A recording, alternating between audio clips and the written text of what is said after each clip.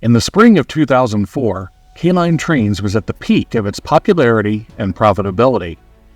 Originating as a mail-order train dealer and repair shop in the 1970s, MDK K-Line had steadily grown as it introduced high-quality, low-cost trains for both the beginner and the scale markets. And by the early 2000s, K-Line had taken its place beside Lionel and MTH as one of the big three in O-gauge toy and model trains. Hello again, this is Mike with another episode of Toy Train Tips and Tricks. And in this special Veterans Day episode, we will salute all those who served and take a look at the pinnacle of K-Line's popularity and value, the K-1308 Operation Iraqi Freedom Set from 2004. As early as 1917, Lionel Trains saw the value of adding military-themed trains to their offerings. Not only had railroads proven their military value during the American Civil War and beyond, but military items provided additional play value with tanks, trucks, cannons, aircraft, and other items to keep young hands and imaginations occupied. During the Cold War, Lionel, Marx, Kusan, and others made military trains a focal point of their product lines. Even today, military trains are staples in the Lionel, MTH, RMT, and Menards product lines. But the K-Line Operation Iraqi Freedom Set of 2004 outshone them all. On March 19, 2003, U.S. and coalition military forces began the execution of Operation Iraqi Freedom, an invasion of the Republic of Iraq as a preemptive strike against the threat of leader Saddam Hussein's use of weapons of mass destruction. After 26 days, offensive military operations ceased, and the mission changed to one of establishing a new Iraqi government and stabilizing the nation and the region.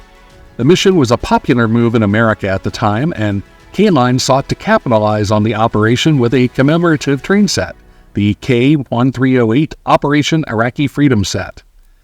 These were not K-Line's first military trains, as the firm had previously cataloged a number of items, including a line of Operation Desert Storm trains. This set was more ambitious, however. It was not merely some run-of-the-mill train set painted olive drab or desert tan. This set had everything, and all for just $249.95, or around $400 in today's inflated currency.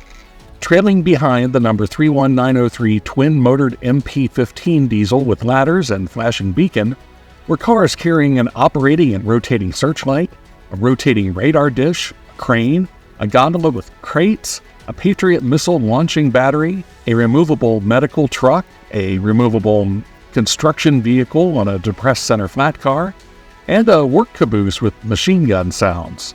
Several cars were also outfitted with machine guns. But that wasn't all. Additional accessories included a tank, 25 Army men, a second Patriot missile battery, a portable bridge, and a flatbed truck carrying another construction vehicle. Plus, K-Line's 120-volt power pack with an oval of K-Line's premium Super Snap track. Billed as a train set to fight the war and win the peace, this set provided kids with shock and awe, and the locomotive and cars were decorated with markings representing various units that served in the Iraq theater, both offensive and humanitarian in mission, including the 82nd Airborne, 2nd Marine Expeditionary Brigade, the Army Corps of Engineers, 32nd Army Missile Defense Command, 173rd Airborne Brigade, and the U.S. Central Command.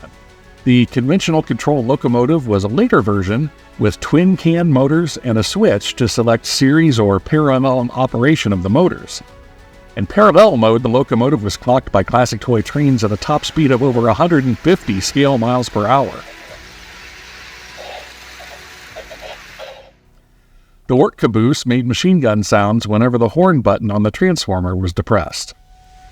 All in all, this set represented a massive amount of play value in a single box. But if that wasn't enough, there were plenty of add-on cars available as well, including the K632 8030 U.S. Army water tank car, K635 8017 U.S. Air Force missile fuel tank car, the K641 8017 U.S. Marines boxcar with 2 crates, K641 8018 U.S. Army boxcar with machine guns and sounds, the K651 8011A Central Command Humanitarian Gondola and Crane 2-Pack, the K-661-8018 Army Reserve Security Car with 2 machine guns, the K-662-8020 U.S. Army Cannon on flat car, the K-662-8021 U.S. Air Force flat car with missile, the K-691-8020 U.S. Army flat car with water and fuel tanks, the K-691-8029 U.S. Army flat car with Patriot missile battery, the K-691-8030 U.S. Command flat car with helicopter and rotating radar, the K-691-8031 U.S. Navy flat car with 2 top-secret crates, and the K-691-8032 Iraqi Freedom U.S. Army flat car with jeeps and operating searchlight. Certainly, this is the mother of all military train sets. Even Baghdad Bob would have been impressed. While this set clearly represents the pinnacle of K-Line's starter set production and rivals the best that any O-gauge manufacturer has ever produced, it sadly also marks the beginning of the end of the company. The 120-watt Power Chief transformer included in this set and other K-Line sets in the 2004 catalog was found to incorporate components that infringed on patents owned by Lionel Trains. Lionel sued K-Line over this and other patent issues. While K-Line had proven itself a champion on the field of commercial battle, when the court case was settled in October 2005, the firm was forced to surrender in final bankruptcy. A sad end to a great company. Today, these trains provide a snapshot of a particular moment in American history, celebrating Operation Iraqi Freedom and those who participated, and it's also a portrait of American train production during the early 2000s, when the train market was vibrant and firms like K-Line, Williams, and others stood toe-to-toe in battle for market dominance with Lionel Trains. On this Veterans Day, this channel is proud to honor those who served our nation in military service. Thank you, one and all.